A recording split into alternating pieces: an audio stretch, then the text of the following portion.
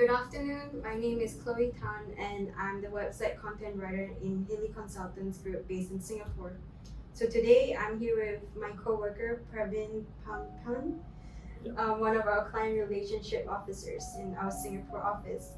He's going to talk about a payment service license engagement with the MAS, short for Monetary Authority of Singapore. Good day, Pravin. How are you today? I'm good, Chloe. Thanks. What about you? I'm fine. It's just Monday blues, right? Yep. All right, let's start this. Could you please give us a brief summary about this engagement? What sort of business is the client involved in, and what were some of the objectives for us to meet? Okay, so just a brief background on this client. This client was onboarded earlier this year in about February or March 2021. This client was in the payment service industry. So the company was carrying out payment services under an exemption from the MAS. So MAS recently introduced a payment service license for all payment service companies in Singapore to carry out payment service activities. So in 2019, MAS introduced this license in order to further regulate the payment services that these types of companies in Singapore were carrying out. So it was mandatory for all companies in Singapore carrying out payment services to apply for this licensing application. So prior to that, there was no license required, but MAS felt the need to imply this license on all these types of companies in order to further regulate the types of payment service activities. So some examples are digital token services, cross-border money transfer services, account issuance, money remittance. So if your business activities falls under these specific activities, you were required to apply for the license by MAS. So this was introduced in 2019, and our client was carrying out these payment service activities under an exemption. So the exemption is granted for companies who are waiting for their application to be reviewed by the MAS. So in the meantime, while the application is being reviewed, they are able to carry on with these payment service activities. So they can carry on business as usual under the exemption. So this exemption will end under two circumstances. One, when the application is either approved or rejected, or number two, it ends exactly 1 year after you submit the application to MAS. So the deadline was this year, 28 January 2021. Yeah. So if you were carrying out payment services and you wanted to get a license, you would have to submit an application to MAS by the 28th of January 2021 this year. Yeah. So that's just a brief background on this particular client. Okay, cool. Yeah. So what were some of the things they wanted us to satisfy? Sure. So specifically for payment service licensing application, you need to fulfill a few requirements. Firstly, the client was applying for a major payment institution license. So the paid up capital requirement is about 250,000 Singapore dollars. So first you have to fulfill that. And then you would have to appoint a resident director in Singapore with sufficient experience in the financial industry. So it could be in finance industry, it could be in the compliance industry, but you would have to hire a resident director in Singapore with sufficient work experience and also have good knowledge of the regulations in Singapore, specifically to the MAS. So that is the second requirement, and the third requirement is you need to have a physical office space in Singapore. So you would have to have this office space so that you fulfill the requirements of MAS to carry out the business activities within this office space. So those are a few examples of what were the requirements and what our client engaged us to complete so that they can fulfill the requirements from MAS to get the application submitted and then reviewed and hopefully approved. Okay. Yep. Well, yeah, cool. Yep. That's really cool.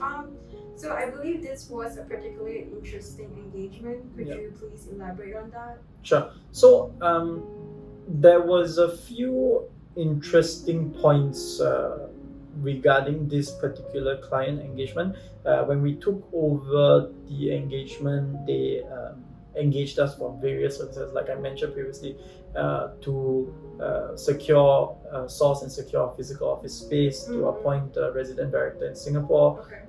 to be appointed as their new company secretary, registered office address. They also engaged us for bank account opening.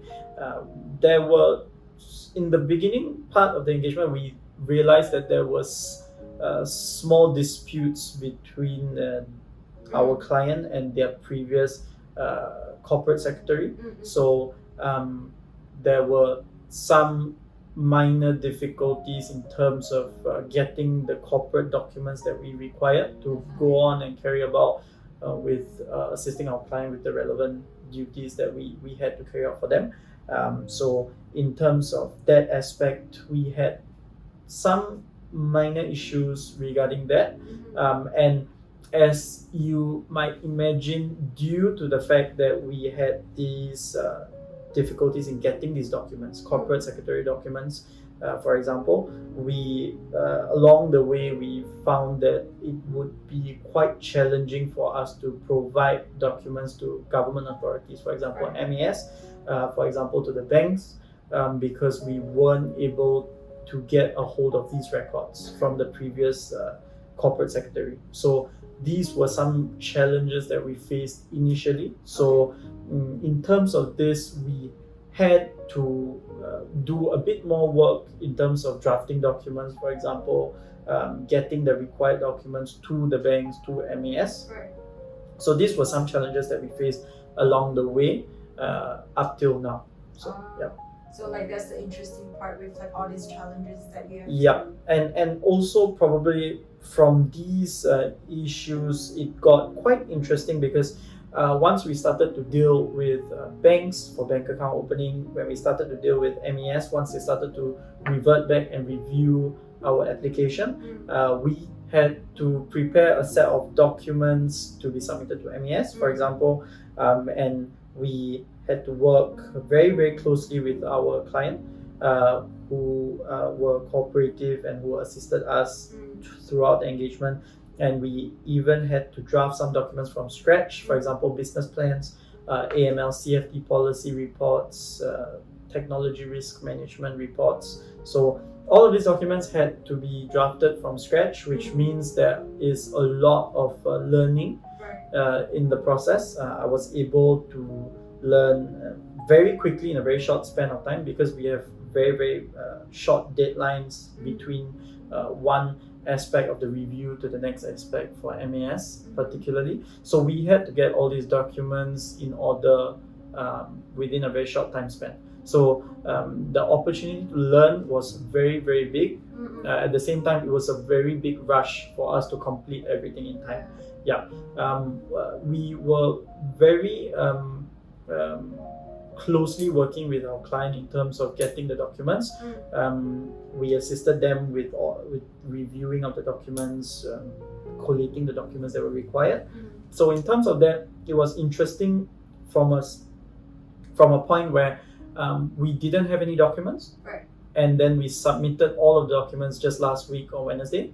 So it's a very nice evolution of how we got to last week from where we started.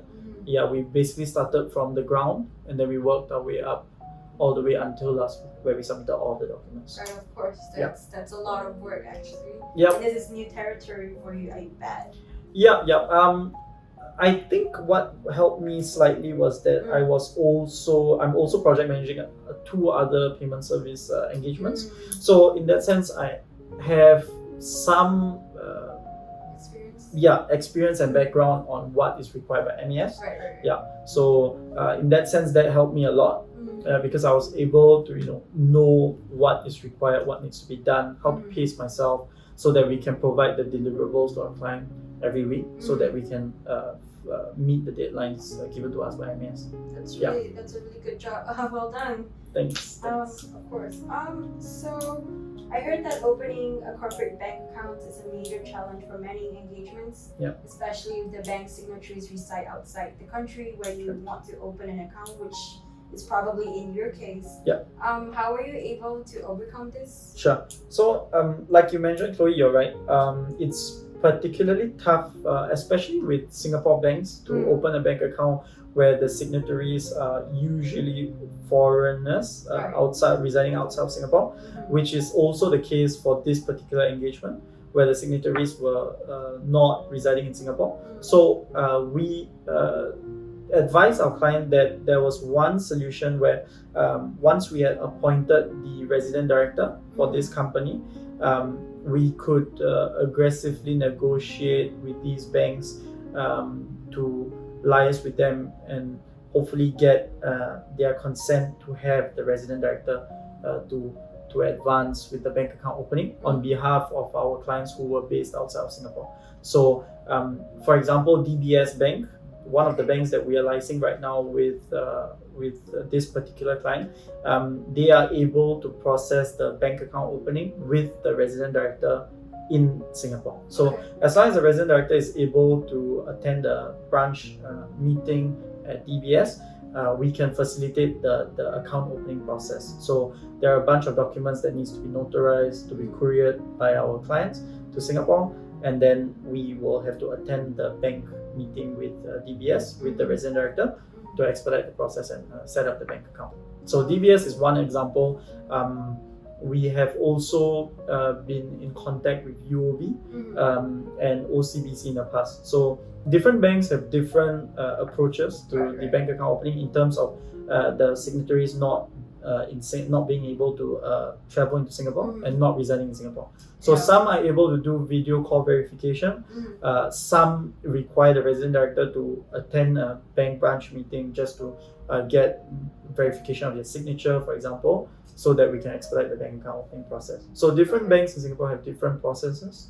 Yeah, it depends on what the client's preference is also in terms of which banks they prefer for us to contact and to advance the bank account opening with. Okay, so that sounds a little doable, especially if you're experienced. Yeah. So what were some of the highlights and key takeaways from this engagement for you particularly? I would say the takeaways would probably be the challenges that we faced initially, and it seemed like there were so many tasks that we had to do for each deliverable that our client had engaged us to provide for them.